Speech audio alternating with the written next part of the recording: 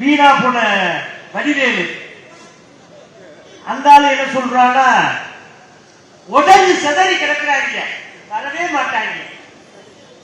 டேய், நாங்க இன்னைக்கு அடிச்சுக்கிடுவோம், எங்க பங்காளி சண்டை நாளைக்கு முடிஞ்சிடும், நாங்க ஒண்ணு சேர்த்துக்கிடுவோம். நீ யாரு? இடத்துல போய் ஈபி லைன் வாங்கணும்னா எவ்வளவு கட்டுவீங்க சாதாரணமா?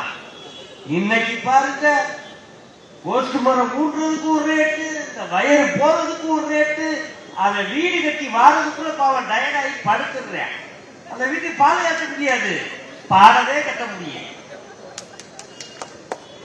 அப்படிப்பட்ட வேலைகள் பூரா இந்த திமுக அரசு பண்ணது. இதை கேட்டோம்னா கஞ்சா கட்டு குற்றவாளி ஆயிட்டேன், சேர்க்கிறது பல பிரச்சனைகள்லாம் கொஞ்சம் ஆச்சு, அதையெல்லாம் நான் சமாளிச்சு வந்துட்டேன்.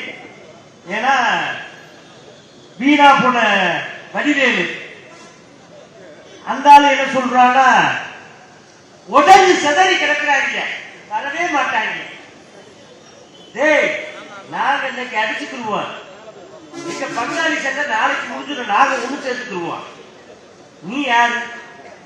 நீ எப்ப ஏடிஎம்கே பேசுவீங்களோ அப்பவே நாங்க ஜெயிச்சுட்டோம்டா. நீங்க ஆம குழந்தை வேண்டா, ஆம குழந்தை கட்சி. நாங்க அழகான கட்சி. சத்துணவு திட்டம், அது இல்லாம புரட்சி தலைவி அம்மா எத்தனை பள்ளிக்கூடத்து பிள்ளைகளுக்கு இலவசமா சைக்கிள்ல இருந்து, அதே மாதிரி இந்த அவங்க போறாங்க அந்த மோட்டர் பைக்கு புரட்சி தலைவி அம்மா அவங்க கொடுத்தது. பாதி இதுதே தொகை கட்டி எத்தனை பேருக்கோ, அதே மாதிரி மாற்றுத்திறனாளி அவங்களுக்கு எத்தனை வண்டி நம்ம அம்மா புரட்சி தலைவி அம்மா செஞ்சிருக்காங்க.